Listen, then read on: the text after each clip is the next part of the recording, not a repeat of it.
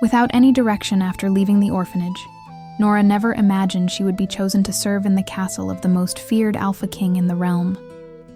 People said no one approached him without paying a price. There were whispers of a curse. On the night of the king's birthday, screams and the sound of breaking objects echoed through the corridors. Driven by curiosity, she stepped where she should not have, and he sensed her scent before he ever saw her. When he finally found her, something impossible happened. Nora was the only one capable of calming his wolf. At dawn, she fled, and now the king hunts her across the entire realm, guided only by a forgotten handkerchief. The door of the orphanage of St. Miriam closed behind Nora with a sound that echoed like a final sentence. She stood frozen on the threshold for far too long, her fingers clenched around the strap of the cloth bag that held everything she owned: 2 patched changes of clothes, an embroidered handkerchief with her initials. The only object the Mother Superior had said arrived with her when she was left there as a baby, and 3 copper coins that would not buy enough bread for even a week. 22 years spent within those cold stone walls, sleeping in narrow bunks, eating watery porridge. And now, simply nothing. No farewell embrace, no blessing.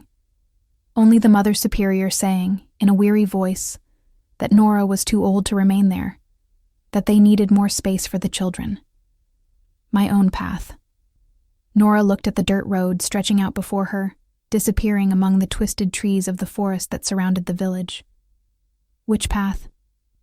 I do not even know where to go. She never knew who her parents were.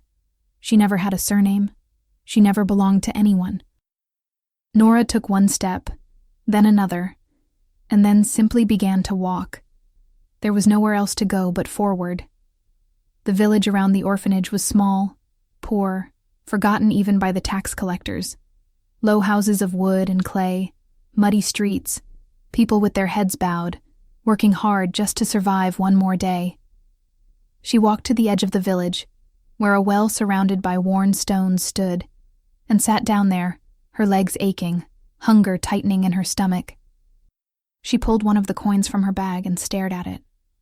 3 coins. That is all I have. That was when she heard the voices.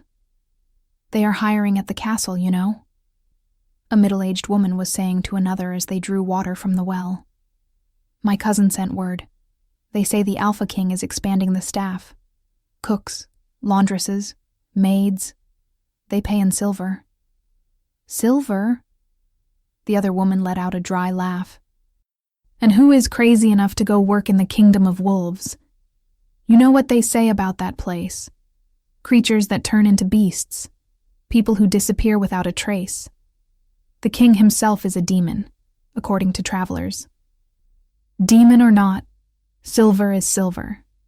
And they say he barely shows himself.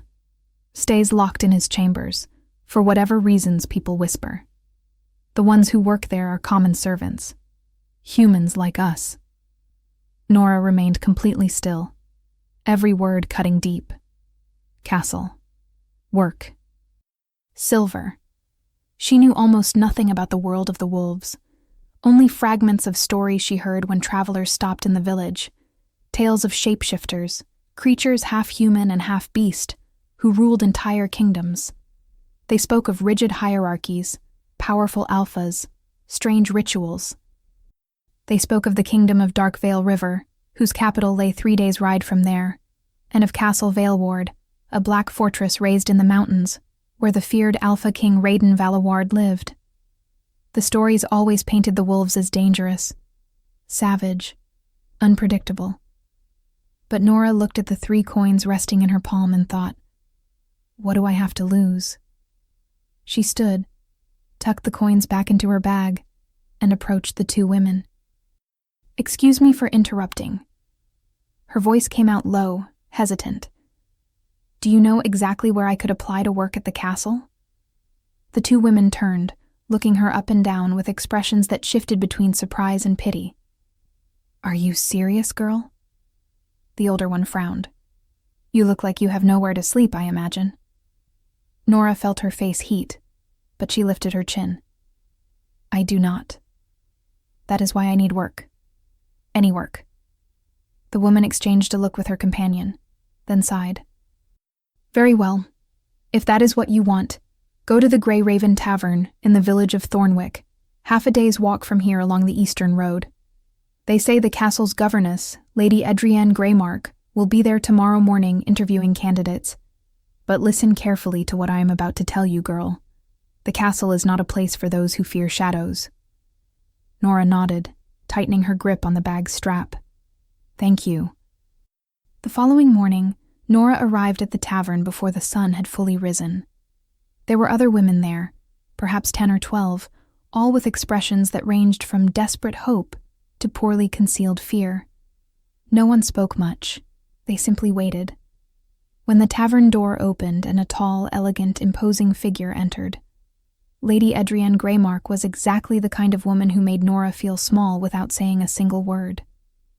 She was tall, broad-shouldered, with black hair pinned into a flawless bun and sharp eyes that seemed to cut straight through people. Good morning. Her voice was firm, devoid of warmth. I am Lady Adrienne Greymark, head governess of Castle Valaward. I am here to select competent servants to work in the kitchens and cleaning wings of the castle. If chosen, you will receive lodging, meals, and payment in silver. Any disobedience, theft, or improper conduct will result in immediate dismissal. Understood? All of them nodded in silence. Lady Adrienne began to walk among the women, examining each with a remembering eye. Some she dismissed at once. Others received a brief nod. When it was Nora's turn, her stomach twisted. Name? Nora, ma'am. Surname? Nora hesitated, feeling her face warm. I do not have one, ma'am. I was raised at the orphanage of St. Miriam. Lady Adrienne lifted an eyebrow, but made no comment. Age? 22 years. Experience? I worked in the orphanage kitchen since I was 12. I can cook, clean, sew, and I learn quickly. Can you read? A little, ma'am. The Mother Superior taught us the basics. Lady Adrienne studied her for a long moment, and Nora felt as though she were being dissected by that cold gaze. You look too weak to carry heavy pots, the governess said at last. I am stronger than I look, ma'am, Nora replied, trying to keep her voice steady. Very well. You are hired. Present yourself at the castle gates tomorrow at dawn. Bring only what is essential. The rest will be provided. Nora reached the gates of Castle Valeward as the sun was just beginning to light the sky. The castle was immense, far larger than any structure she had ever seen. Black towers rose against the sky, stone walls encircled the grounds, and dark banners snapped in the wind, each bearing the sigil of the howling wolf. Guards patrolled the ramparts, and Nora could feel the weight of their gazes even from a distance. She was not the only new hire. 5 other women waited at the entrance, all looking just as lost as she felt. A guard led them through the gates, across inner courtyards and cold stone corridors, until they reached a side wing where the servants' quarters were located. You will sleep here. The guard indicated a long room with simple bunks. Meals are served in the kitchen at dawn and at sunset. Do not leave your assigned areas without permission. Do not speak to members of the court unless directly addressed. And above all, he paused, his gaze hardening. Stay away from the royal chambers. The king values his privacy. Nora swallowed. She had not seen him yet. She did not know if she ever would. But just thinking that he was somewhere within that castle made something strange twist in her stomach. The first days were hard. Nora washed pots until her hands were red and aching, peeled potatoes until her fingers bled, carried sacks of flour that weighed nearly as much as she did. She worked from before dawn until late at night, and when she finally collapsed onto her bunk, she slept like a stone. Weeks passed. Nora learned the routine, but there was something strange she began to notice. Sometimes, while working near the kitchen windows that overlooked the inner gardens, she saw guards passing by carrying medicinal herbs. Not the common herbs the kitchen used, but rare plants, some of which Nora vaguely recognized from lessons the Mother Superior had once given about ancient remedies. Once, she heard two older maids whispering. "It is for the king," one of them said. "They try everything. Healers, witches, even mages from distant lands. But nothing works." "The curse is very old," the other replied. "They say that only—" Then they noticed Nora nearby and fell silent at once. Nora did not ask. Servants who asked too many questions did not last long, and during all that time, she never saw the king. It was as if he were a ghost. The maids whispered about it when they thought no one was listening. They said the Alpha King spent days locked in his chambers, that he never came down to dine with the court, that only the most loyal guards were permitted to approach him. 3 months had passed since Nora arrived at Castle Valward. But today is the king's birthday. Nora overheard hurried conversations among the guards during dinner. They spoke in low voices, but she caught fragments. Once again, "The chains are ready. May the gods have mercy. Clear the upper corridors." She did not understand, but something in their tone left her uneasy. That night, Nora worked later than usual. The kitchen had prepared a banquet for the court.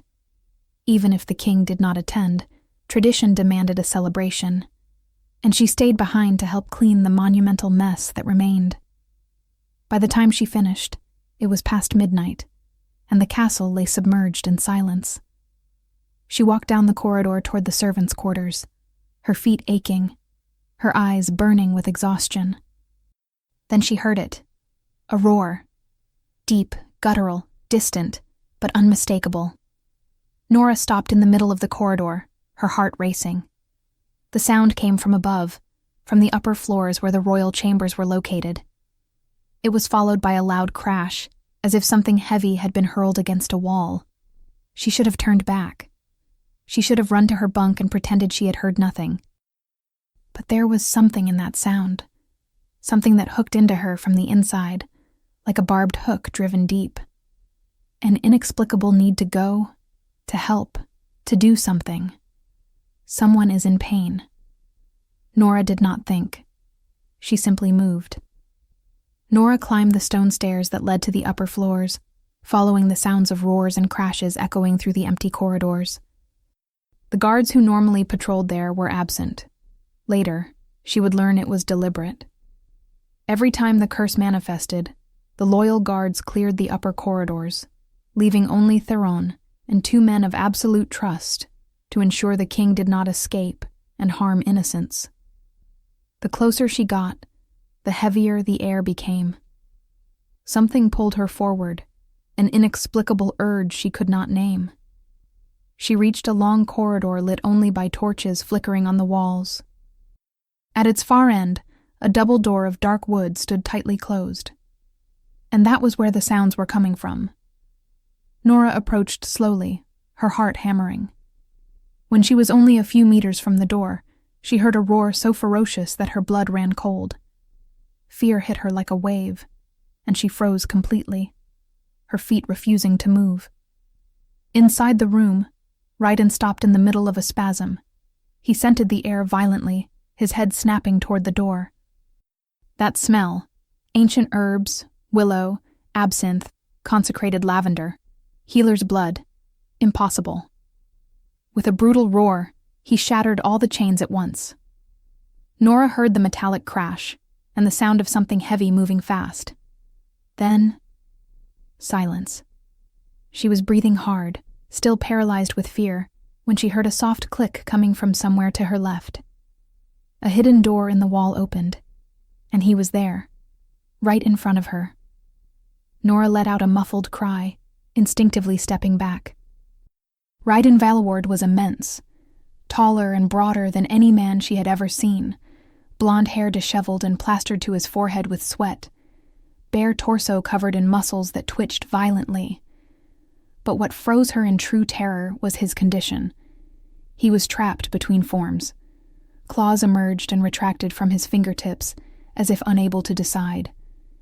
teeth lengthened into fangs only to partially recede. His skin shuddered, as if something beneath it were trying to tear its way out. His eyes burned gold, wild, nearly inhuman. The transformation would not complete, and the pain was visible in every contorted line of his body. He took a staggering step forward, then stopped. He scented the air, his head tilting. His golden eyes widened, absolute shock cutting through the agony. Nora seized the moment and ran. She spun and bolted down the corridor, panic flooding her. But Raiden was faster. In 3 strides he caught her. A large hand closed around her arm, not with brutality, but with unbreakable firmness. Before she could scream, he lifted her as if she weighed nothing and carried her back. "No," his voice came out rough. "Do not run." He carried her through the hidden door, down a short corridor that led directly into a room completely destroyed. He set her on her feet near the bed, but did not fully release her. One hand still held her wrist, as if afraid she might vanish.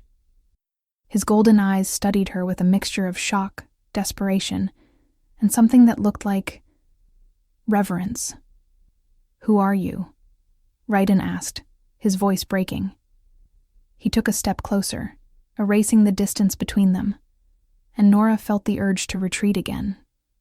But something in those golden eyes, it was not only savagery, but desperation, loneliness, a silent plea, kept her rooted in place. When he slowly raised his hand, claws still partially extended, she simply held her breath and waited. Nora did not move. She stood there, her heart in her throat, as his fingers, still tipped with half-formed claws, touched her face. The touch was surprisingly gentle. His fingers traced the line of her jaw, lifting to brush a strand of hair away from her eyes. And then it happened. The wolf inside him fell silent. The transformation tearing Raiden apart stopped, the claws fully retracted. His eyes returned to normal, still intense, still gold, but human. His ragged breathing calmed. The muscles writhing in agony relaxed. He stood completely still, eyes wide with shock, as if unable to believe what was happening. "You," Raiden began, his voice breaking. "You calmed him. For the first time in years, you calmed him." Nora did not understand. What? But Raiden did not answer with words. He simply pulled her into him with a sudden movement, wrapping her in an embrace so tight Nora could barely breathe. He buried his face in her hair, inhaling deeply, and Nora felt his body finally relax completely for the first time since she had entered the room. "You are real," he repeated, this time more to himself than to her. Nora did not know what to say. She did not know what to do. "Do not go," he said, his voice low, almost a plea. "Just do not go. I need to understand. I need to know if this is real, or if I am finally losing my mind." Nora did not understand, but she said the only thing she could at that moment. "I will not go." Raiden sat on the edge of the bed, still holding her hand as if it were an anchor. "Tell me your name." "Nora. Nora," he repeated, as if tasting each syllable. "Just Nora? I grew up in an orphanage." Something crossed his golden eyes. Understanding, perhaps. Empathy. "I feel like an orphan, too," he said softly. "My father died when I was 15. My mother, she could not endure the curse. She looked at me with fear. When I was 17, she left. Never returned." "The curse," Nora repeated gently. "What is it?" Raiden fell silent for a long moment, his jaw tightening, and Nora saw the battle playing out behind his eyes, the struggle between revealing and hiding, between trusting and protecting. At last he sighed. "When I was born, a witch named Morrigan Vile cast a curse on me," he said quietly, controlled. Yet pain lay beneath every word. My father had executed her brother years earlier, accused of using magic against the kingdom. She swore vengeance. On the day of my birth, she stormed the castle and cast the curse before the entire court. He paused, his eyes lost in distant memories. Every year, on the day of my birth, my wolf turns against me. I lose control. I cannot fully transform nor remain human. I am trapped between the two states, torn apart from within. The pain is... He closed his eyes. Unbearable. As if every bone in my body were being broken and reforged over and over, without end. Nora felt her chest tighten. And today is my 32nd birthday. Yes. That is why you were chained. My most loyal guards restrain me each year before the wolf can take full control.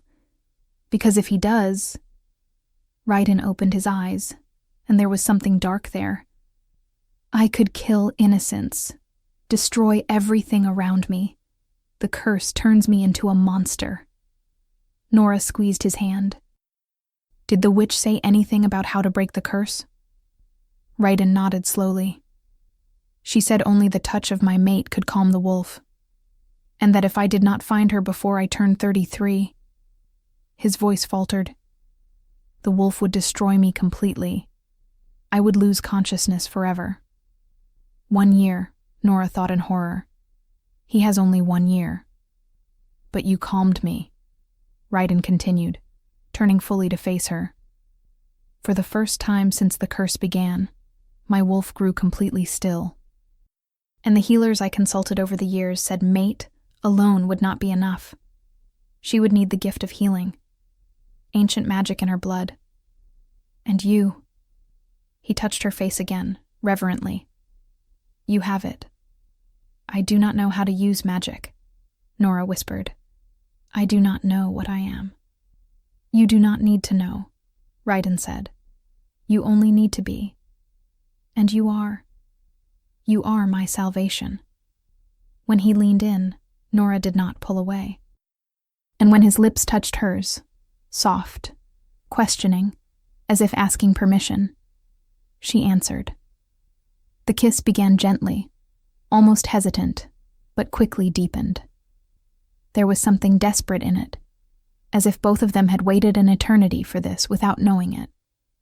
Raiden's hands rose to cradle her face, fingers threading into her brown hair, and Nora found herself pressing closer, wanting more, needing more. When they finally parted, both were breathless. I do not understand what you are doing to me, Raiden murmured, his forehead resting against hers. But I do not want you to stop. Then I will not stop, Nora replied, surprising herself with her boldness. His golden eyes flared. Do you know what you are saying? I know you are suffering, Nora said softly. I know you are alone. And I know that, when I am near you, something inside me recognizes something inside you, as if we had been searching for each other without knowing. That is what you are, my mate, Raiden whispered. And then he kissed her again, and this time there was no hesitation. His hands found the ties of her dress, undoing them with fingers that trembled slightly, not only with desire, but with something deeper. Reverence, gratitude, relief. When the dress slipped away, revealing her skin, Raiden stopped. He only looked, his golden eyes tracing every curve as if committing something sacred to memory. You are... He did not finish. He only leaned in, pressing his lips to the hollow of her throat, down her collarbone, leaving a trail of kisses that set every nerve ending alight. Nora arched, her fingers burying themselves in his blonde hair as sensations she had never experienced swept through her body. When his hands explored her skin, firm yet gentle, she gasped. Raiden laid her down on the bed with care, as if she were something precious that might break. And when he finally positioned himself above her, his eyes met hers once more. Are you sure? His voice was hoarse, but there was control in it. One last chance to retreat. Because if we do this, there will be no going back. You will be mine, and I will be yours." Nora pulled him down, answering with a kiss that left no doubt. "I already am yours," she whispered against his lips. And then he took her, slowly, with a gentleness that contrasted with the raw power she knew he possessed. Nora closed her eyes, her entire body vibrating with new, overwhelming sensations. "Look at me," Ryden murmured, and when she opened her eyes, she found him watching her with an intensity that stole her breath. And then he moved. Pleasure built slowly, like rising waves, every movement synchronized, every touch precise. Ryden kissed her as if he wanted to memorize her taste, his hands exploring every inch of exposed skin. Nora responded with equal intensity, her fingers tracing the lines of his muscles, feeling the restrained strength there. When the climax finally came, it was as if the entire world shattered and reformed all over again. They remained like that for a long moment, breaths uneven, hearts beating in unison. When Ryden finally withdrew, it was only to pull her against his chest, his arms wrapping around her as if afraid she might disappear. Nora rested her head against his shoulder, still trying to catch her breath, still feeling the echoes of pleasure vibrating through her body. "Sleep," he murmured into her hair. "I will not let anything hurt you. Ever." And for the first time in her life, Nora fell asleep feeling completely safe. Nora woke as the first light of dawn began to filter through the gaps in the heavy curtains. For a moment, she lay completely still, trying to understand where she was. The mattress beneath her was far too soft, the sheets far too fine, the silence around her far too heavy. None of it felt real. Then she turned her head and saw him. Ryden Valward was sleeping beside her. The Alpha King, the most powerful man in the realm. The one she had seen torn apart by the curse only hours before was now at peace. His face relaxed, his breathing deep and steady, the muscles that had writhed in agony completely loose. Blonde strands spread across the pillow like gold in the dim morning light. There was something almost vulnerable in the way he slept, as if for the first time in decades he had allowed all his defenses to fall away. And she was there, lying beside him, in the royal chambers. Reality crashed down on Nora. "I am just a servant." The truth hammered into her mind, each word a crushing weight. "He is the king." Nora sat up slowly, trying not to make a sound, her heart racing in her chest. She looked around the room. The overturned furniture, the torn curtains, the shards of glass scattered across the floor, reminders of the violence of the night before. But it all seemed distant now, unreal, as if it had happened in another world. I should not be here. The thought came with absolute clarity, sharp and cutting. What have I done? Nora pressed a hand over her mouth, stifling the sound that threatened to escape. She had spent the night in the king's arms. She had let him touch her. She had allowed herself to believe, even if only for a few hours, that she could be something more than what she was. But the morning light did not lie. She was a nameless servant, an orphan with nothing. Even if he said, "I have healer's blood," Nora thought, touching the embroidered handkerchief on the small table beside the bed. Even if I am his mate, I am still nobody. Just Nora. She picked up the handkerchief gently, running her fingers over the stitched letters. N.E. The Mother Superior had said only once, years ago, when Nora had asked, "Those letters were embroidered when you arrived. Perhaps they are your initials. Perhaps your mother's. I do not know, child." N.E., Nora thought. I do not even know what the E stands for. I need to leave. The urgency hit her like a violent wave. If anyone found her here, if the servants spread rumors, she would be destroyed, cast out. With trembling hands, Nora slid out of bed, searching for her clothes. She found her simple dress crumpled on the floor and dressed in absolute silence, every movement carefully measured to avoid making a sound. Raiden did not stir. He continued sleeping, finally at peace. Nora looked at him one last time, memorizing every detail because she knew she would never have this chance again. The blonde hair spread across the pillow, the strong line of his jaw, the scars marking his skin like untold stories. "Forgive me," she thought, without knowing exactly what she was asking forgiveness for not being enough. Then her heart shattered into pieces she did not know how to gather. Nora crossed the room toward the door. She opened it slowly, inch by inch, praying the hinges would not creak, and froze. Lady Adrienne Greymark stood in the corridor. The governess was there, arms crossed over her chest, her body completely blocking the passage. And the expression on her face made Nora's blood run cold. For a long, endless moment, neither of them spoke. They only stared at each other, Nora with guilt written into every line of her body, Adrienne with controlled fury radiating like visible heat.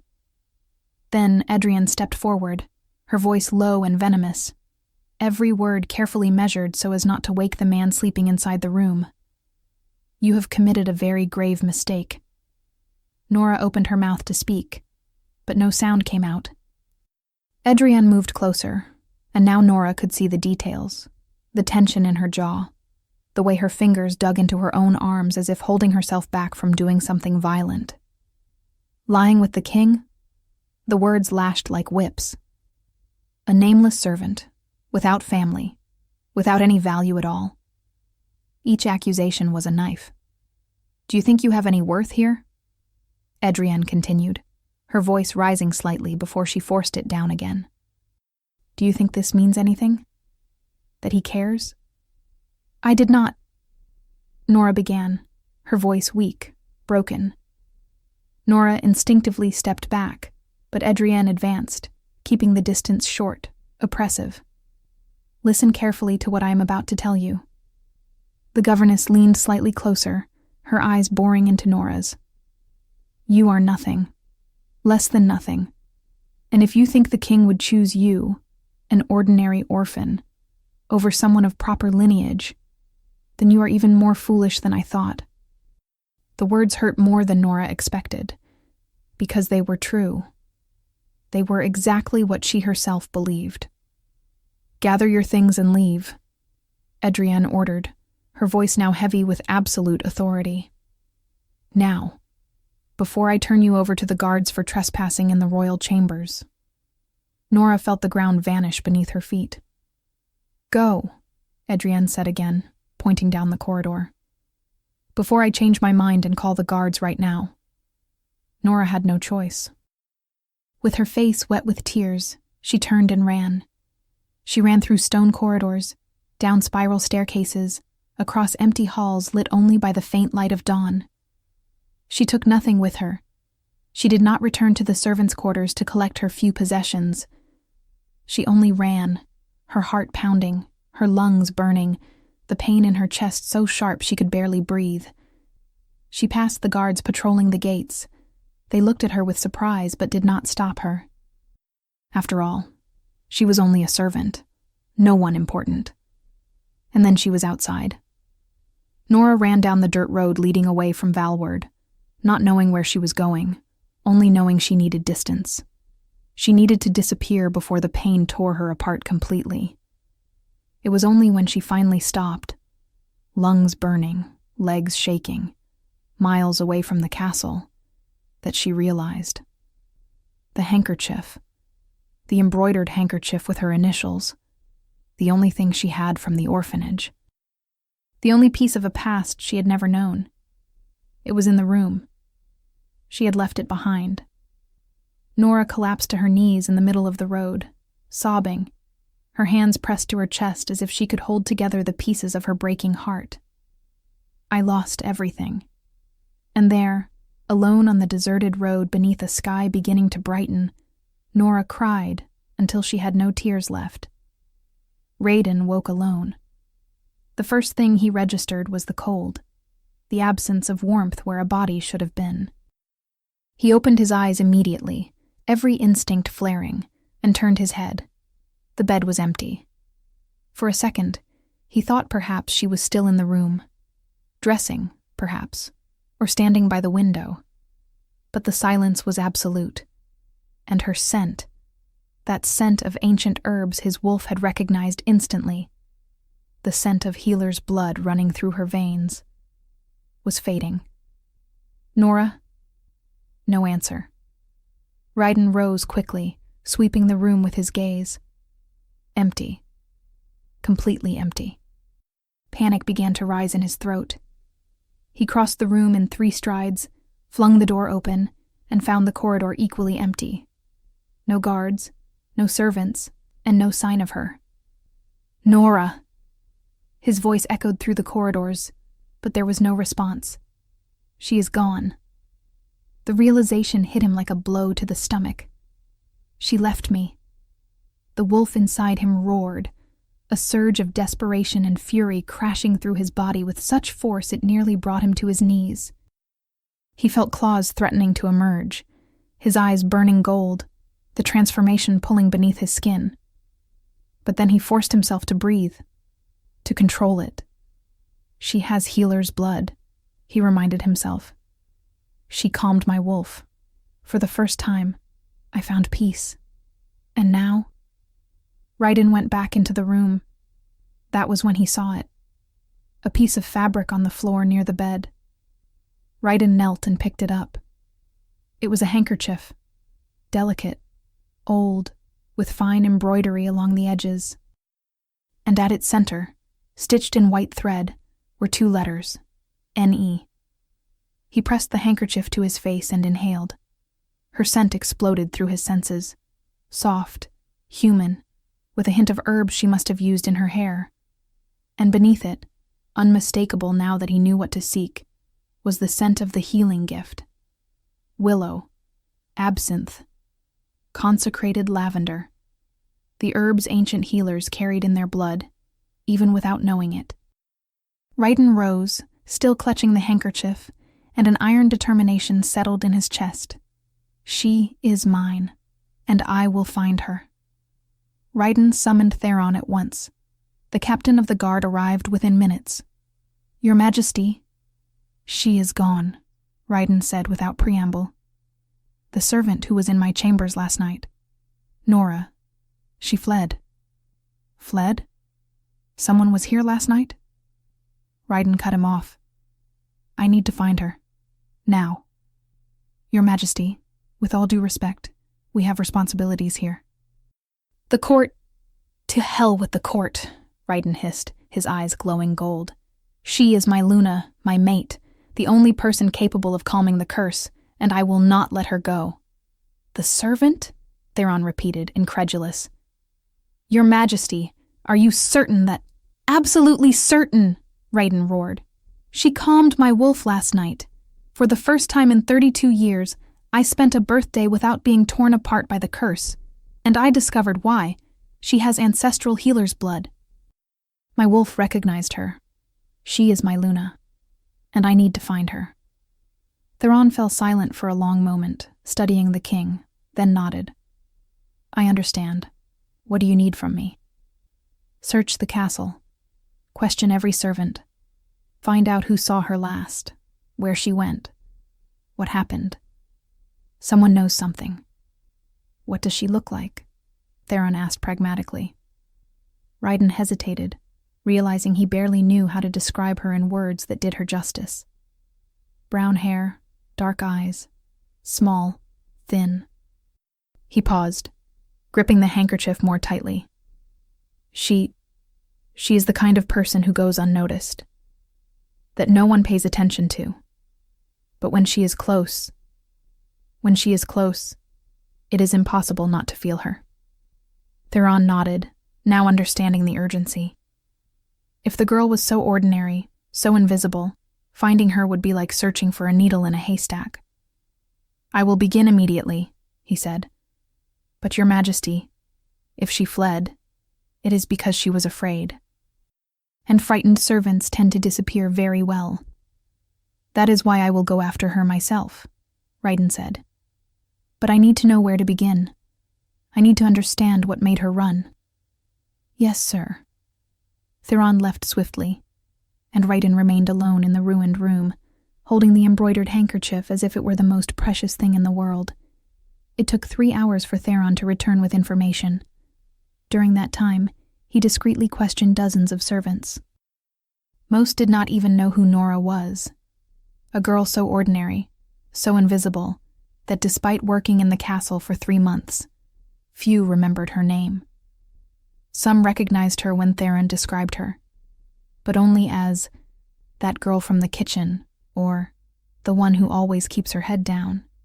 But eventually, he found clues. The guards at the gates saw her leave at dawn, Theron reported when he returned to the king's chambers. They said a young girl ran past them, crying. Brown hair, simple dress. She carried nothing. She just fled. Ryden felt his jaw tighten. "And no one stopped her?"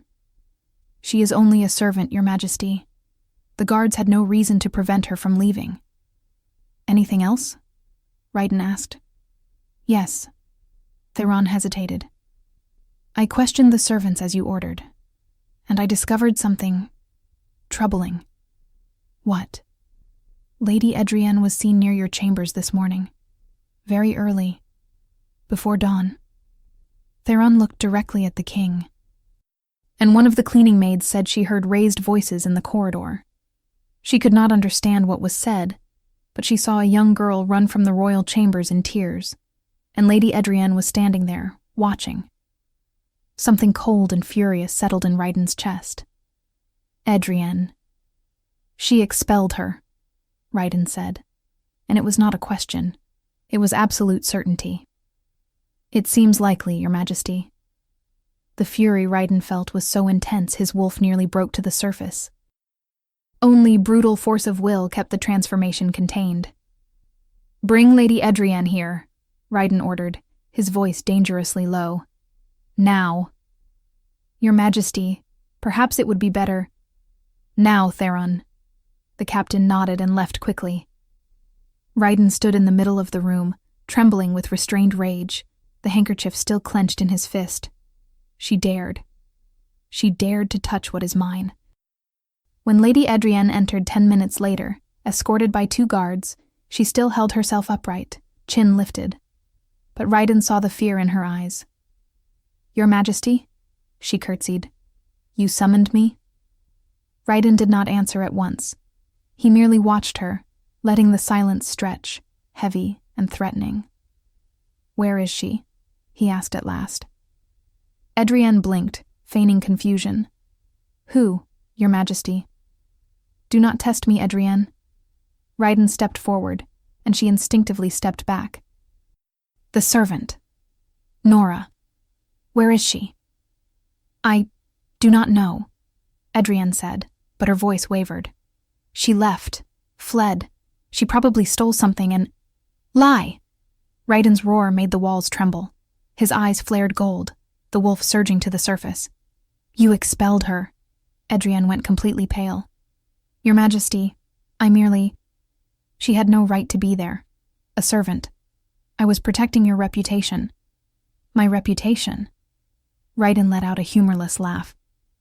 "You think I care about reputation?" He stepped closer, forcing Edrienne to tilt her head back to keep looking at him. "That woman is my mate," Ryden said, each word clear and absolute. "She has ancestral healer's blood. She calmed my wolf. She is the only thing keeping me whole." Tears finally welled in Edrienne's eyes, not of remorse, but of rage and humiliation. "She is not worthy," Edrienne burst out, all composure gone. "A nameless servant, without family, without anything. How can you choose her when you could have? When I have always been here, always loyal, always waiting for something that would never be yours," Ryden cut in coldly. "I never gave you hope, Edrienne. I never promised you anything. And if you mistook my courtesy for something more, that was your mistake. She does not deserve you." Edrienne screamed, tears streaming down her face. She does not deserve to be Luna. She does not deserve— Enough! Raiden roared. You are stripped of your position, effective immediately. Gather your belongings and leave my castle. Raiden, please. Edrian reached out, desperate. It is your majesty to you, he corrected, and you have until sunset. After that, you will be escorted out by force. Edrian opened her mouth to protest, but then something shifted in her expression. Pain gave way to rage. Humiliation gave way to hatred. Edrian was taken to her chambers under guard, but her mind was already working feverishly. She locked the door, dismissed the guards with a curt order, and walked to her desk. She pulled a blank parchment, dipped her quill in ink, and began to write with hands trembling with fury. She did not write to the court. She did not write to local allies. She wrote to the only man who had as much to gain as she did in destroying Raiden Valward, Kael Mordain, Alpha of the Southern Lands. Ambitious, cruel, and always searching for weaknesses to exploit. Kael had been investigating Raiden for years. He had spies planted in the castle, knew about the curse, understood the king's patterns of behavior. But one crucial piece had always been missing: how to use that weakness. And Edrian was about to hand it to him. She wrote every detail. About the curse only the most loyal guards fully knew. About how Raiden lost control every birthday, becoming vulnerable, breakable. About how he had spent decades desperately searching for his mate, the only one capable of saving him. And then she wrote about Nora, a human servant, insignificant, ordinary, but with ancestral healer's blood, a discovery confirmed by the king himself, apparently essential to the Alpha King's survival. She fled the castle this morning. She is alone, unprotected, wandering the roads. A perfect weakness to be exploited. He will search for her. He will abandon the throne, leave the kingdom vulnerable. And when he finds her, she will be his only weakness. Capture her, and Raiden Valaward will become yours to control. When she finished, she sealed the parchment with wax and summoned a messenger of absolute trust, a man who had served her family for decades and would ask no questions. Take this to the Southern Lands, she ordered, directly to Alpha Kael Mordain. Deliver it by hand, and speak to no one of its contents. Your reward will be generous. The messenger nodded and departed at once. Shortly after, Raiden Valaward mounted his horse, dressed in simple traveler's clothes, without armor, without crown, without any sign of his position. Theron stood beside him, equally disguised. The court will not like this, the captain said. I do not care, Raiden replied, gripping the reins firmly. The Council of Regents can manage the daily affairs. You will remain here to ensure security. And Lord Brennan understands political matters better than I do. But Your Majesty. Theron, Raiden interrupted, his voice lower now. If I do not find her, in 1 year I will be dead anyway. The curse will destroy me. And then the kingdom will be left without a king, without an heir, plunged into a war of succession. He held the captain's gaze. Finding her is not only about me, it is about ensuring this kingdom has a future, that it has a sane, whole ruler, capable of leading without being torn apart from within. Theron fell silent, processing. Raiden spurred his horse and rode off, following the faint scent that still lingered on the handkerchief, following the invisible trail only he could detect. Hold on, Nora. I am coming. Nora arrived in Grey Hollow when the sun was already high in the sky. The small village sat on the borders of the kingdom, hidden among mist-covered hills and dense forests that seemed to swallow the light. The tavern was in the center of the village. Nora pushed the door open and stepped inside. The interior was dark, damp, and smelled of stale beer and wood smoke. A few tables were occupied by men drinking in silence, and a middle-aged woman cleaned glasses behind the counter with a weary expression. The woman lifted her eyes when Nora approached. "Lost?" she asked, her voice rough from too much smoking. "Looking for work," Nora replied, forcing steadiness into her voice. "I can clean, cook, serve. I learn fast." The woman studied her for a long moment, her eyes taking in the wrinkled dress, the disheveled hair, the empty hands. "Running from someone?" Nora hesitated. Lying would be useless. The truth was written into every line of her body. "Yes." The woman nodded, as if she had expected that answer. "I don't care about your past as long as you work properly," she said. "My name is Greta. I own this place. I can offer food, a cot in the back, and a few copper coins a week. Interested?" Relief flooded Nora's chest. "Yes, very. Good. Start now." Greta gestured toward the tables. "Those men have been waiting far too long. Serve them." And so, without any more ceremony, Nora began to work. The days dragged on in a routine that was both numbing and painful. That night, as she served ale to a group of travelers who had stopped in the village, Nora began to catch fragments of conversation that made her attention snap sharp. "They say the Alpha King abandoned the throne," one of the men said, his voice thick with drink. "Vanished. Left the castle days ago." Nora nearly dropped the mug in her hand. "Nonsense," another replied. "Kings don't just disappear." "But this one did. My cousin who works in the royal stables told me. Said the king left alone, only gave instructions to the captain of the guard, and no one knows where he went. The court is in a panic." Nora forced herself to keep serving, to keep her expression neutral, but every nerve in her body was on alert. "He left? Why?" "Maybe he's hunting," a third man suggested. "Alphas need territory. Conquests." Nora stepped away from the table before they could notice she was listening. She went to the back of the tavern, pressed her spine against the cold wall, and tried to control her uneven breathing. In the weeks that followed, Nora began paying closer attention to the travelers' conversations. And that was how she started to learn about the wolves' world. She heard about alphas and betus, about rigid hierarchies within packs, about how strength determined rank. She heard about Lunas, the mates chosen by alphas, women who ruled at their side, as respected as they were feared.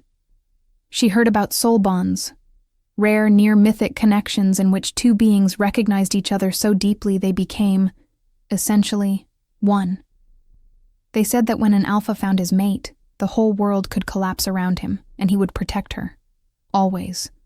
No matter the cost. But for Nora, raised between the cold walls of an orphanage, where love was a rare word and magic was not even whispered, all of it felt impossible to believe.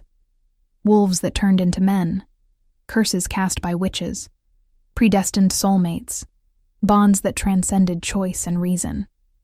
It was a whirlwind of information that her mind, accustomed only to the hard, simple reality of survival, struggled to process.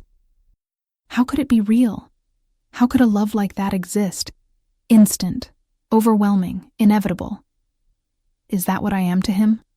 Nora would wonder, distractedly. A true mate? That foggy morning, Nora was wiping down tables when the tavern door opened. She did not look up. She simply kept working, already used to the constant flow of travelers. But then she felt it. Something shifted in the air.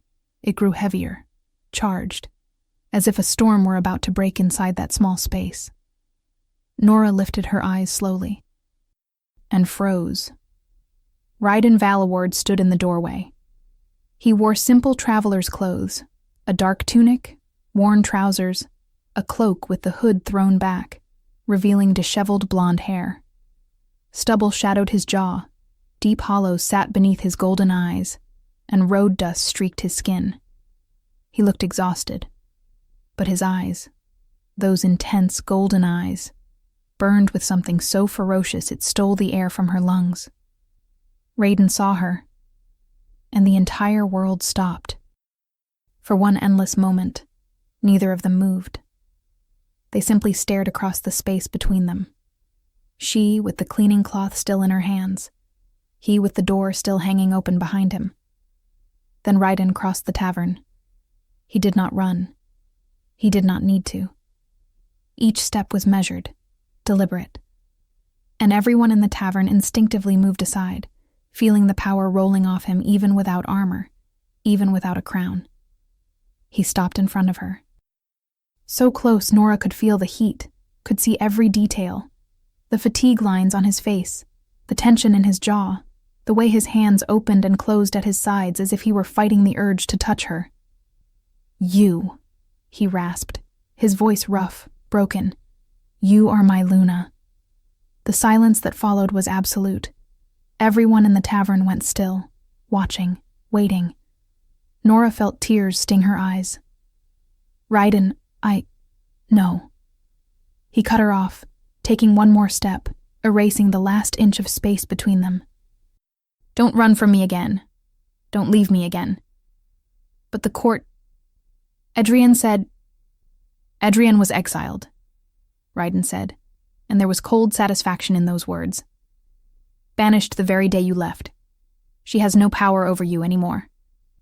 Nora blinked, startled. "I ran because I thought I wasn't enough. That you would eventually realize you deserved someone better. Someone of proper lineage. That you only wanted me because you need me to survive the curse." "I need you," Ryden admitted. And there was brutal honesty in the words. "Yes, I need you to calm my wolf, to break the curse, to survive the next year. But that isn't all I feel, not even close." He rested his forehead against hers. "I spent 32 years searching for my mate, 32 years believing it would be only need, only survival. But then I found you and—" His voice softened. "And I learned that mate is not just compatibility. It is recognition. It is looking at someone and thinking, 'Oh, so it's you. Finally, it's you.'" "Ryden," Nora whispered. "You are the only one who matters," Ryden said. And there was so much conviction in those words that Nora felt something break inside her. Then, right there in the middle of the tavern, in front of everyone, Ryden Valaward dropped to one knee, the Alpha King, the most powerful man in the realm, kneeling before a human servant. "Come back with me," he said, his voice low but clear. "Please. Come back with me and be my Luna. Be my mate. Be mine." Nora looked at him, at the man who had crossed half the kingdom to find her, who had abandoned the throne to search for her, who was now kneeling at her feet, asking for something she did not even know she was allowed to give. And she realized there was no choice. There never had been, because she was already his. From that first night. From the first touch. Yes. The word came out as a whisper, but it carried through the silence of the tavern. Ryden closed his eyes, and the relief that crossed his expression was so intense, it made Nora's chest tighten. He rose in one fluid motion, pulled her into his arms, and kissed her.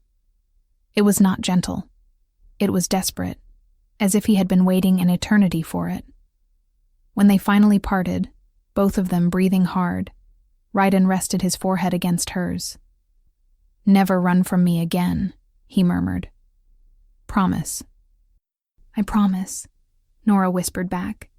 "But Ryden, what if the court still—" "The court will learn to accept it," he cut in. "You broke the curse. You saved me.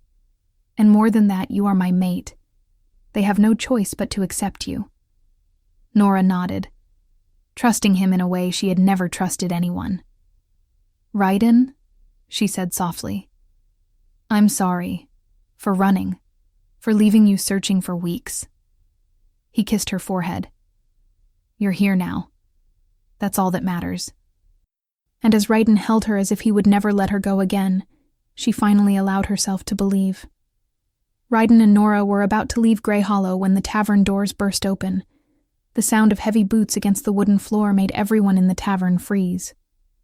Nora, who had been gathering her few things while Ryden settled payment with Greta, turned instinctively. and felt her blood run cold. A man stepped in. Tall, broad-shouldered, dark hair cut short, and icy gray eyes that looked capable of freezing everything around him. He wore reinforced leather armor with plates of dark metal, and there was something predatory in the way he moved, as if each step were calculated to intimidate. Behind him, more men filed in.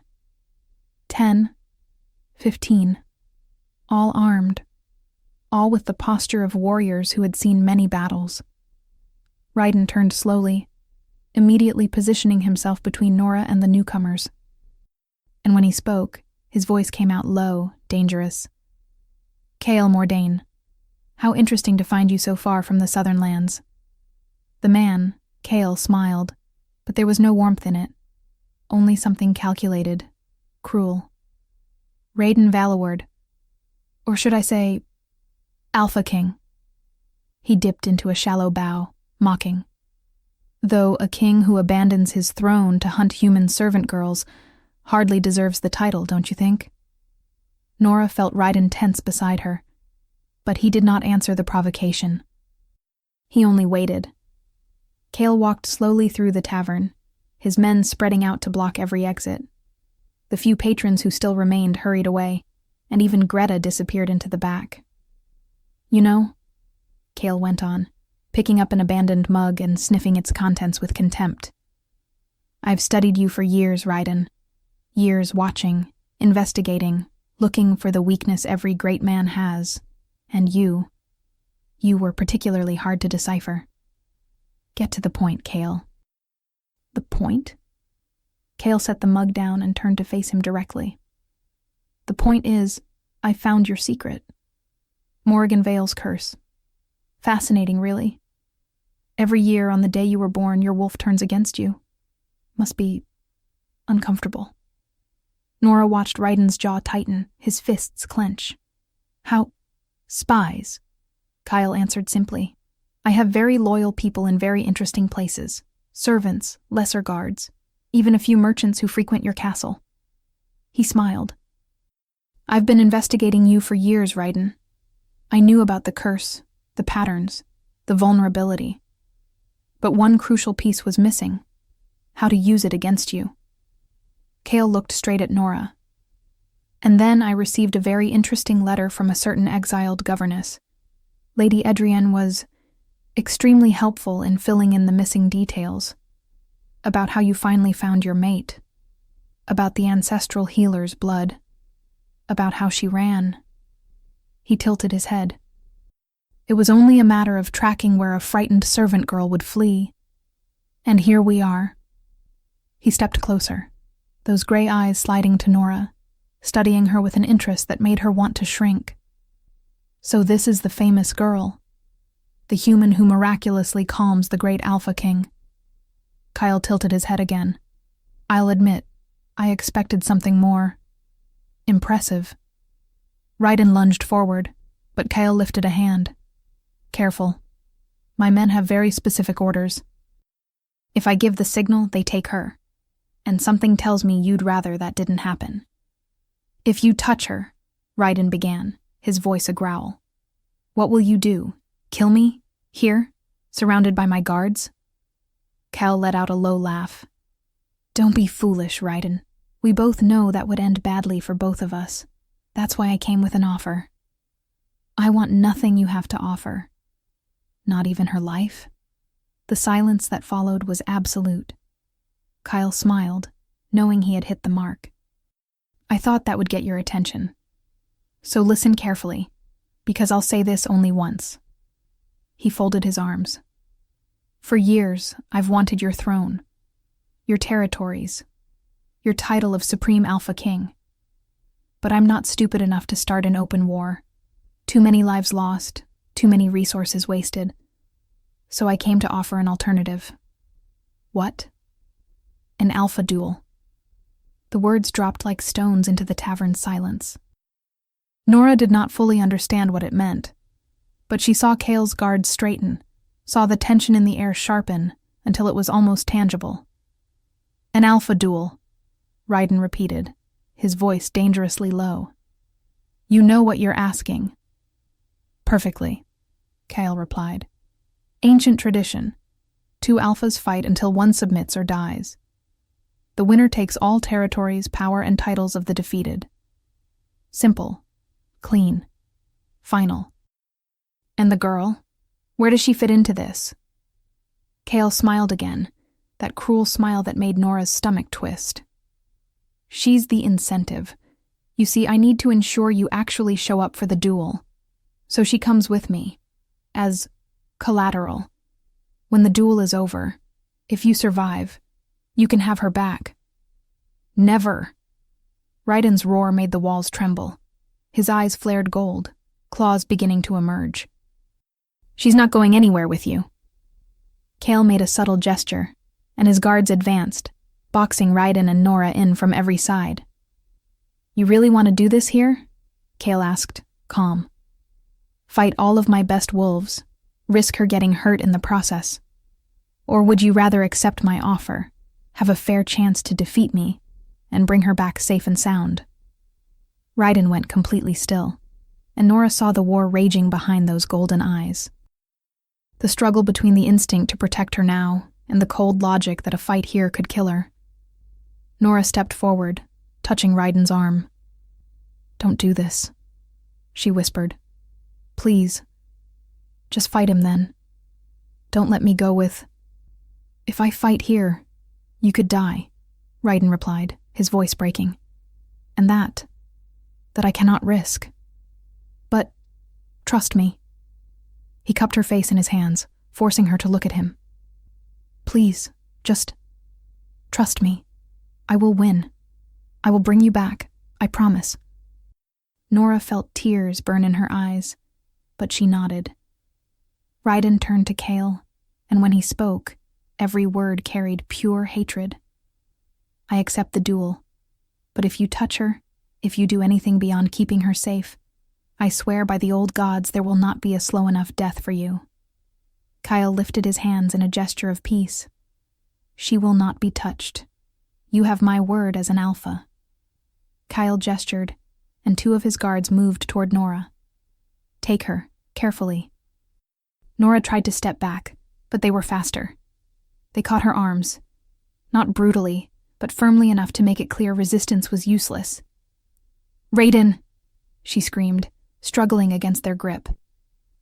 Raiden moved instinctively, but a dozen swords were drawn at once, all pointed at him. Don't, Kyle warned, or she gets hurt, and I know you don't want that. Raiden stopped, trembling with restrained fury, his golden eyes never leaving Nora as she was dragged away from him. 5 days, Kyle said. On the neutral lands between our realms, at sunset on the 3rd day. If you don't show, well, I suppose she becomes property of the southern lands. I'll be there, Raiden roared, and when I am, I'll rip her from you and then tear you apart limb by limb. Kale only smiled. I'm looking forward to watching you try.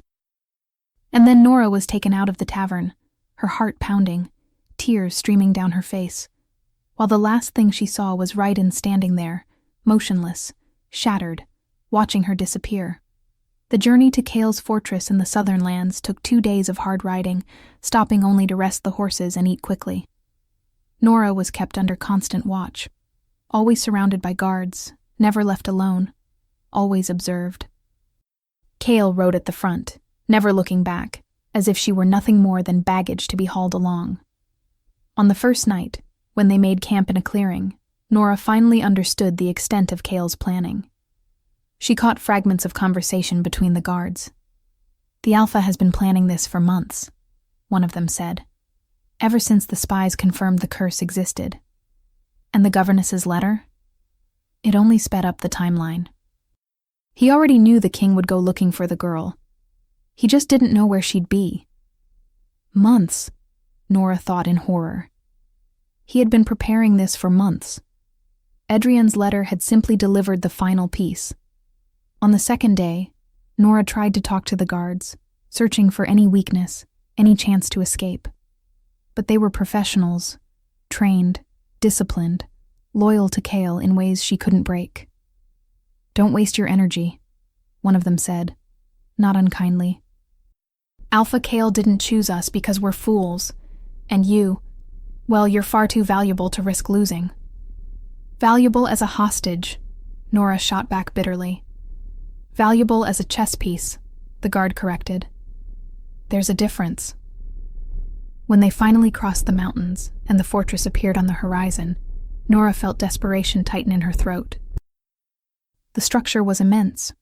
Black stone walls rising against the gray sky, spired towers like teeth, iron gates that opened with a menacing groan.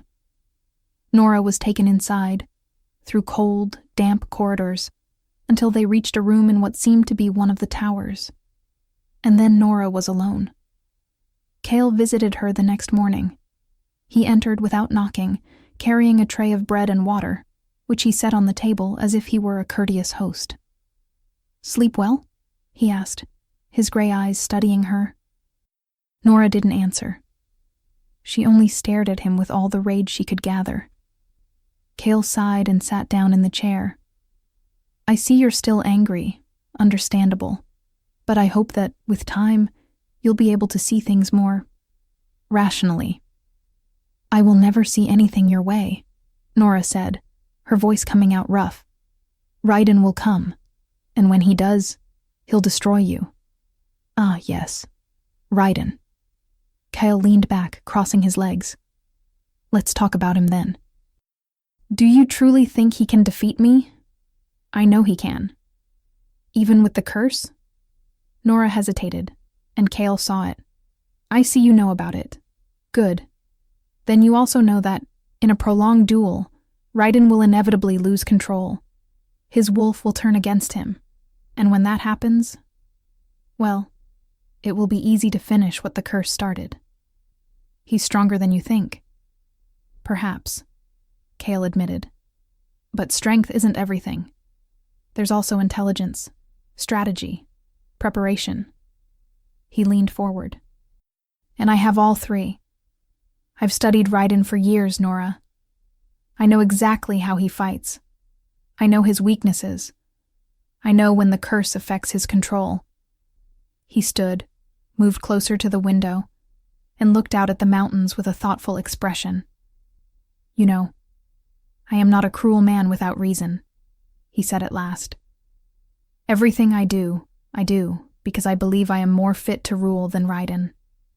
He is weak, controlled by a curse, obsessive. He left the throne for you, abandoned his duties. That isn't strength, it's weakness." "That is love," Nora replied. Kyle turned to look at her, surprised. "Love? You truly believe that?" "I know it." Kyle studied her for a long moment, then let out a low laugh. "Interesting. Very interesting." He walked until he stood right in front of her. "Then tell me, Nora, are you sure you aren't confusing love with convenience?" Raiden was on the edge of death.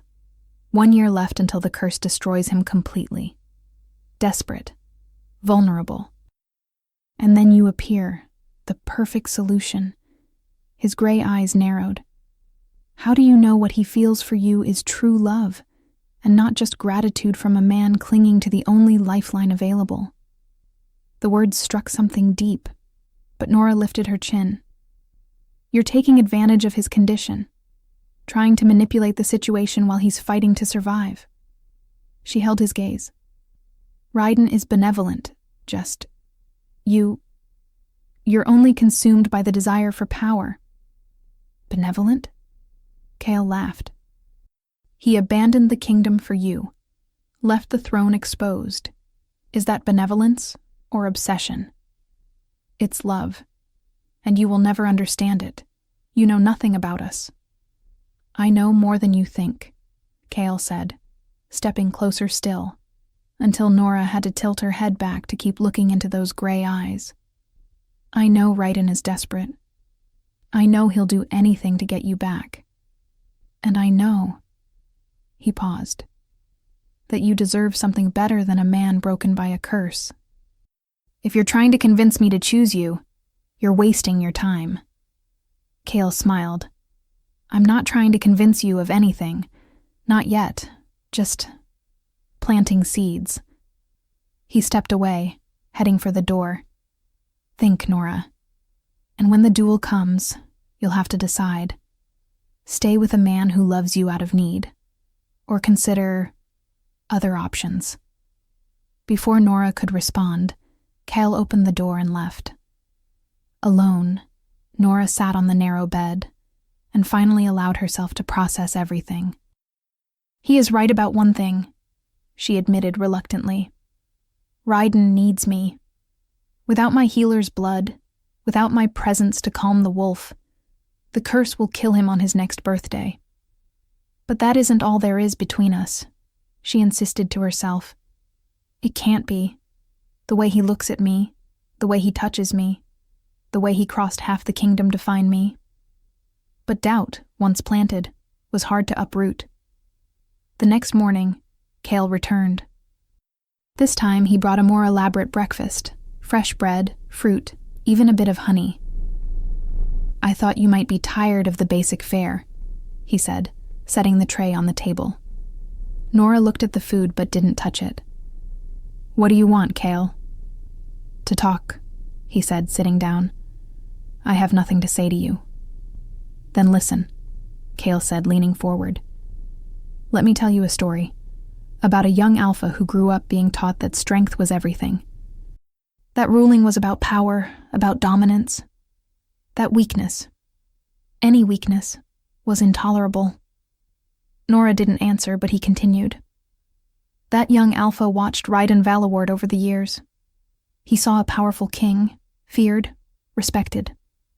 But he also saw the cracks, the curse that made him vulnerable every year, the solitude that consumed him, the obsession with finding a salvation that might not even exist. And you thought you could exploit that. I thought I could offer a better alternative, Cale corrected. A ruler without a curse, without weakness, able to lead without being torn apart from within every year. A ruler without a heart, Nora replied, without empathy, without love. Cale went quiet for a moment. Love is weakness, he said at last. It makes you vulnerable, manipulable.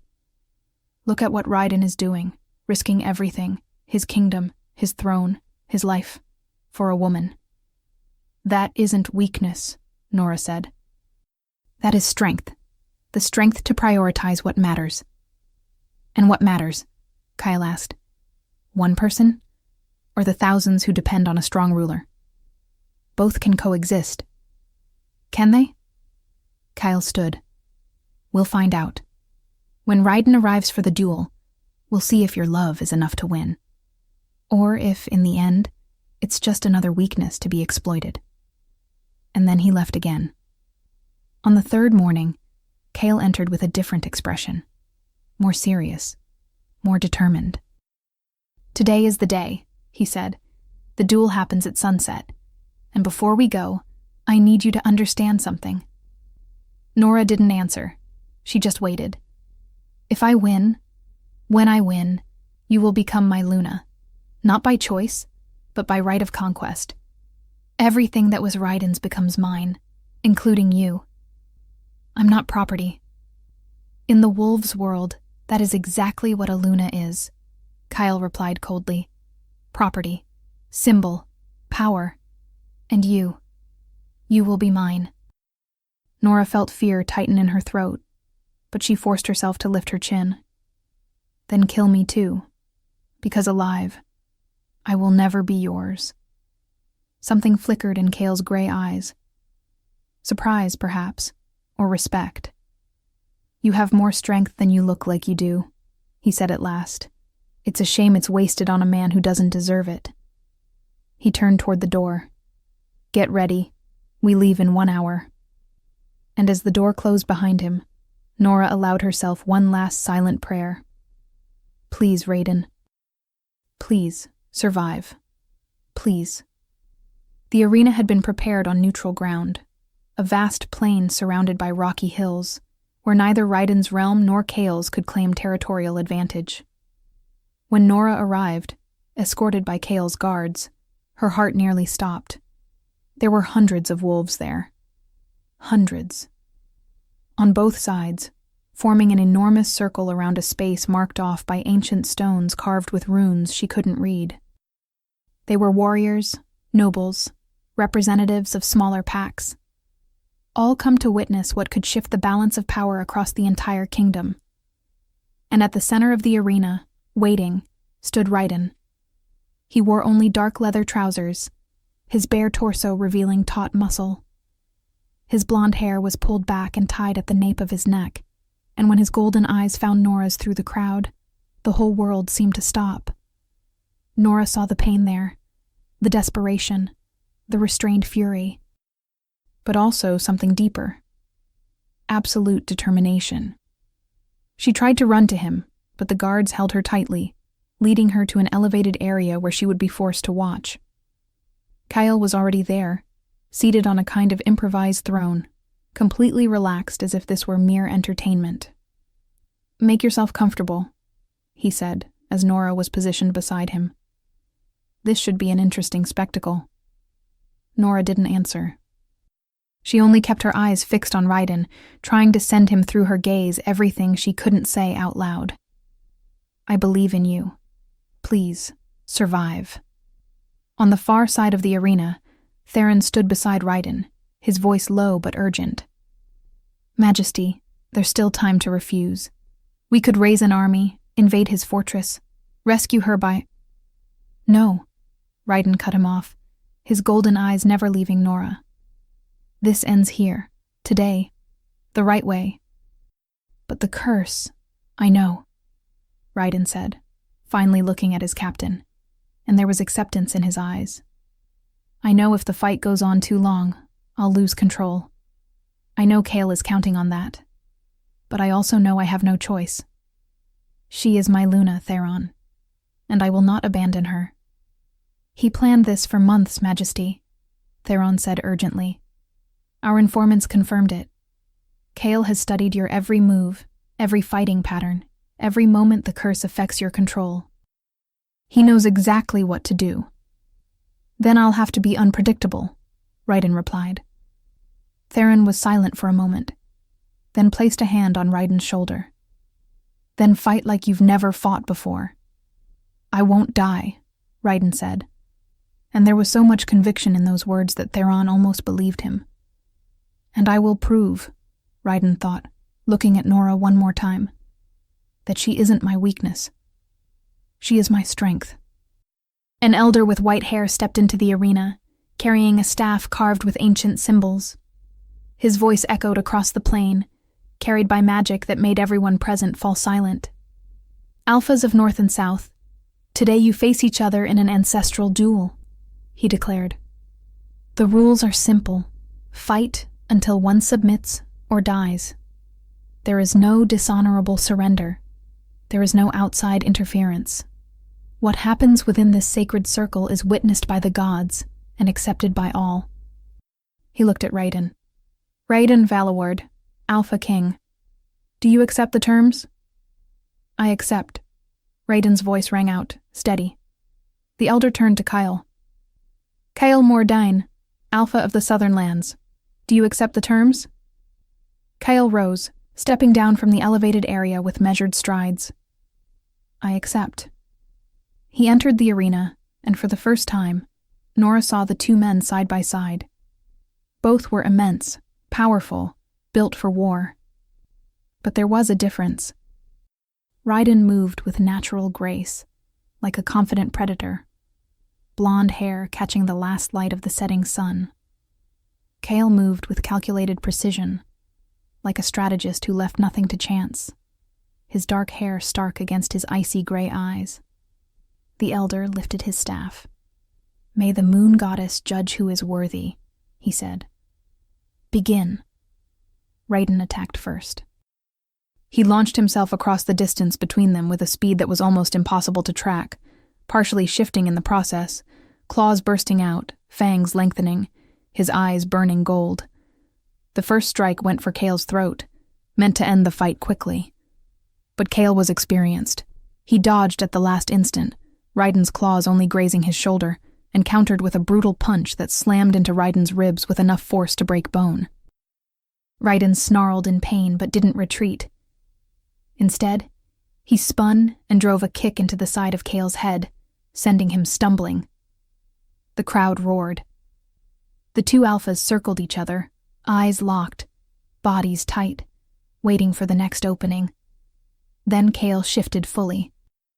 His body erupted into dark gray fur, bones rearranging, and in seconds, where a man had stood there, was now a massive wolf, nearly as large as Raiden's, with a coat that gleamed like silver beneath the setting sun, and gray eyes that burned with cruel intelligence. Raiden didn't hesitate. He shifted fully too, and when his wolf emerged, black as night, larger, more powerful, with golden eyes that blazed like fire, the entire arena felt the weight of his power. He was the Alpha King. And he was furious.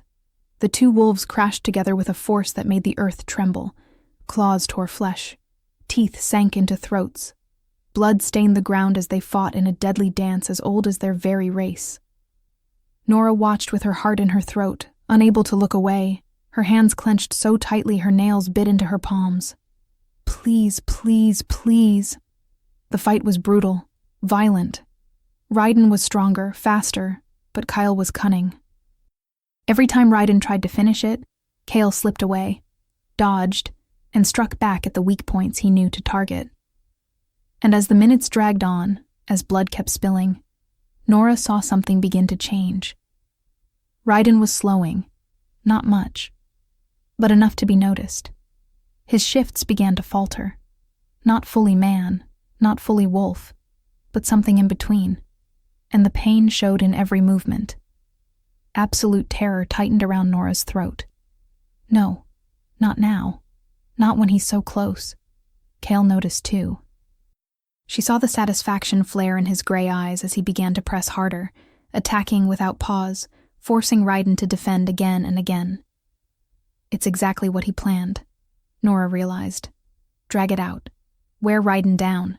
Wait for the curse to surface. And then it happened. Raiden roared, a sound half human, half beast, filled with pure agony, and his shift failed completely. He got stuck between forms, his body twisting, claws bursting out and retracting, bones cracking in the wrong directions. The curse was taking over. Kale seized the moment instantly. He lunged, slamming Raiden down, his fangs clamping around Raiden's throat, pressing, choking. The crowd fell silent. Everyone knew what it meant. The duel was ending. Nora surged to her feet, the chains that held her to the chair stretching to their limit, and screamed with everything she had. "Raiden!" The shout split the silence like thunder. And something impossible happened. Raiden stopped fighting the shift. Instead, he closed his eyes, even with Kale's fangs still pressing into his throat, and focused. Not on the wild wolf trying to rip him apart from the inside, not on the pain of the curse, but on her voice. Nora. He remembered her touch that first night, the way she had calmed his wolf with a single gesture. And then, for the first time in 32 years, Raiden didn't fight the wolf. He accepted it as part of himself. The transformation that had once torn his body apart now flowed smoothly, naturally, the way it was meant to. Wolf and man fused completely, not at war, but in harmony. And when Raiden opened his eyes again, they burned with a power no alpha there had ever seen. He roared, a sound that made the ground shake, that made every wolf present bow instinctively, and hurled Kyle away with brutal force. Kyle hit the ground several yards away, stunned, and when he tried to rise, Raiden was already on him. What happened next was devastating. Raiden attacked with a ferocity that bordered on savage, yet he kept absolute control. Every strike was precise, every bite was calculated. Kale tried to defend himself, tried to counter using everything he'd learned from years of studying Raiden. But he couldn't. In less than 5 minutes, Kale was on the ground, bleeding from dozens of wounds, barely able to breathe. Raiden stood over him, jaws closing around Cale's throat, pressing. Not enough to kill, but enough to make it clear he could. And then he waited. The elder approached slowly, his staff thudding against the ground. "Alpha Kyle Mordain," he said, his voice carrying. "Do you submit?" Kyle stayed silent for a long moment, pride warring with survival. But when Raiden pressed a little harder, when the taste of blood filled Kale's mouth, Kyle finally yielded. He bared his throat completely, the universal gesture of submission among wolves, and whispered the word that sealed his fate. "I submit." The arena erupted in roars. Raiden released Kale's throat and backed away, shifting slowly back into human form. He was covered in blood, his own and Kyle's, but he remained standing, victorious. His blonde hair, smeared with dirt and blood, gleamed beneath the setting sun. The elder lifted his staff. "Raiden Valward is declared the victor," he proclaimed. By right of conquest, all of Kale Mordain's territories, powers, and possessions now belonged to the Alpha King of Valaward. But Raiden didn't care about territories. He didn't care about power. He turned, golden eyes sweeping the crowd until they found what he was searching for. Nora. She was still in the elevated area, shaking, crying, but alive. Alive. And his. Raiden crossed the arena in long strides, ignoring the pain of his injuries, ignoring the crowd's cheers. When he reached her, he simply pulled her into his arms and held her as if he would never let her go again. Nora sobbed against his chest. "You won," Raiden murmured into her hair. "Absolutely nothing is going to separate us again." He pulled back slightly, cradling her face in his hands, and there were so many emotions in his golden eyes that Nora could barely process them all. "I love you," he said, each word clear, absolute. "Not out of need. Not because you break the curse. But because you're the only person who makes me feel whole. The only one who sees me not as a king, but as a man. And if I have to spend the rest of my life proving that, I will." And then she kissed him. Right there, in front of hundreds of witnesses, surrounded by blood and glory, Nora kissed Raiden with everything she had. And when they finally pulled apart, the crowd's roar of approval made the earth tremble. The claiming ceremony took place that same night, on neutral ground, beneath a star-filled sky, with hundreds of wolves forming a sacred circle. The elder led the rite, the words in an ancient tongue echoing through the night. "Raiden Valward, Supreme Alpha King of all the northern realms, and now the south," his voice reverberated. "Do you claim this woman as your Luna?" "I claim her," Raiden answered, holding Nora's hand. "And you, Nora." The elder paused, his eyes studying her as if he could see through her, reading something others could not. When he spoke again, there was reverence in his voice. "Healer of ancient blood and tamer of wolves. Do you accept this man as your alpha, your mate?" Nora looked at Raiden, to the man who had crossed half the kingdom to find her, who had fought curse and enemies to protect her, who looked at her now with those golden eyes as if she were the only thing that mattered. "I accept," she said, her voice steady. The elder smiled, the first genuine smile he had shown. "Then let it be sealed beneath the full moon, witnessed by the ancestors." Raiden pulled Nora to him, leaning in until his lips brushed her neck, exactly where her pulse beat hard. And then, before everyone, he bit. It wasn't brutal. It was reverent. The claiming mark, the final seal of the soul bond between Alpha and Luna. Nora gasped at the sensation. Sharp pain followed by heat that spread through her entire body like liquid fire. She felt something shift at a deep level, felt the bond between them solidify in a way that could never be broken. When Raiden pulled back, there was blood on his lips, and the mark on her neck glowed under the moonlight, permanent, visible, declaring to the whole world that she belonged to him as much as he belonged to her. The crowd roared again, but Nora only had eyes for Ryden. "Now you are my Luna," he said, touching the mark with reverence. "Now, you are truly mine." "I always was," Nora replied. And when they kissed again, sealing the bond in every way that mattered, the full moon above seemed to shine a little brighter. 3 months later, Nora stood in the gardens of Valaward Castle, watching Ryden train with the guards in the courtyard below. So much had changed since the duel. Cale had been banished, his lands absorbed into Ryden's kingdom, his wolves given the choice to submit or leave.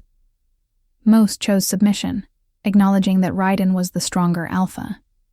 Lady Edrian was never seen again. People said she had fled to distant lands. But Nora didn't care.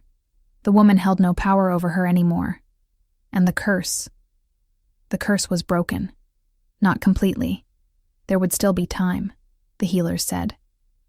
Perhaps a few more years with Nora at Ryden's side. But in the last month, when there should have been pain, there was nothing. Only peace. And Nora had uncovered something else about the curse. As she studied her lineage, she found old records about Morrigan Vael. The witch hadn't been only vengeful, she had been prophetic. She knew the only way to break the curse was through a healer of ancient blood. And she knew, too, that in that time, healers were hunted, persecuted, killed. Morrigan had cast the curse knowing that, to save their king, the realm would be forced to value the very people it persecuted. It was a brutal lesson. You kill witches and healers out of fear of what you don't understand. But the day will come when the king himself will depend on them to survive. And then you will have to choose, pride or salvation. Morrigan had gotten her revenge. But she had also left a legacy of change. Healers who once hid were now called openly to the castle. Witches offered their services without fear. Ancient knowledge, once suppressed, returned to the light. And it was exactly that knowledge that allowed Nora to discover who she truly was.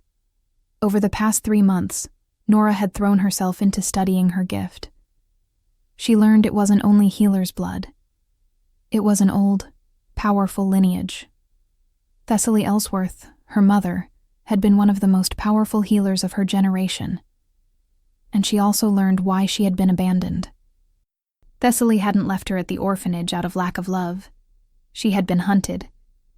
When Nora was born, Thessaly knew her daughter carried the same gift, perhaps even stronger. So she did the only thing a mother could do. She hid her. She brought the baby to the orphanage on a stormy night, left only a handkerchief embroidered with the initials N.E., Nora Ellsworth, and vanished far away, drawing the hunters in another direction. To protect her daughter, Thessaly sacrificed the chance to ever know her. The records said she was never found. Some believed she had died. Others believed she had fled to distant lands. But Nora chose to believe that, wherever she was, Thessaly had done it out of love. The same kind of love Nora understood now, the kind that makes you sacrifice everything for the person who matters most. And Nora was learning to honor that legacy. "My Luna!" Ryden's voice rang out from the courtyard, and Nora turned to see him waving, sweaty from training, but smiling in a way that was only for her. His blonde hair shone under the afternoon sun. "Come, I need you to demonstrate something." Nora laughed, shaking her head, but she went down the steps toward him. And when Ryden pulled her into his arms, not caring that he was sweaty, not caring that guards were watching, and kissed her like he'd been waiting an eternity for it, Nora knew. She was home, not in the castle, not in the kingdom, but in his arms.